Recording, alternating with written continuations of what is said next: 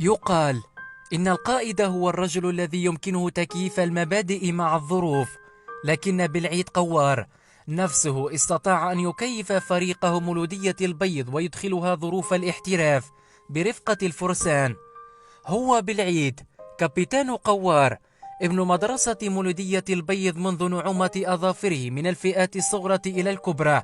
ظل القائد وفيا لألوان الزرقاء والبيضاء لفترة زمنية طويلة، وليقرر تغيير الأجواء ليحلق كنسر جارح في سماء مولودية الإحساسنا وشباب بقطب، ثم يحط الرحال في أولمبي العناصر، ثم غالي معسكر، وليجر الحقائب هجرانا عائدا إلى الديار بغيرة وأنافة وشجاعة وبمستوى وفاء مع محبوبته.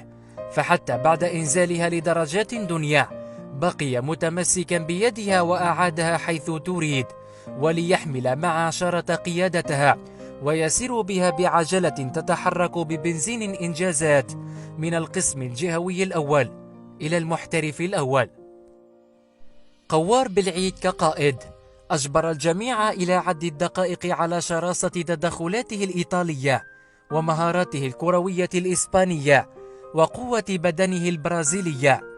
وفي هذا الموسم وصلت العقارب بل الساعات مسيرة العد بعدما وضع بالعيد كرة أغلبية مهاجمي الخصوم بين أقدامه، ومعطيا الثقة لزملائه ومخاطبهم: تقدموا، توغلوا، سددوا، سجلوا، وليكون كهداف حاسم في مباريات كثيرة وكمنقذ بارع في أخرى لشباك فريقه.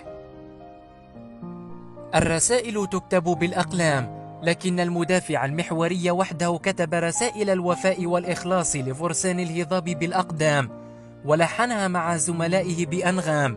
شرب الفرسان من كأس التتويج ظمأ، وأسقطوا عن أنفسهم صفة القادمين من الظل ظنا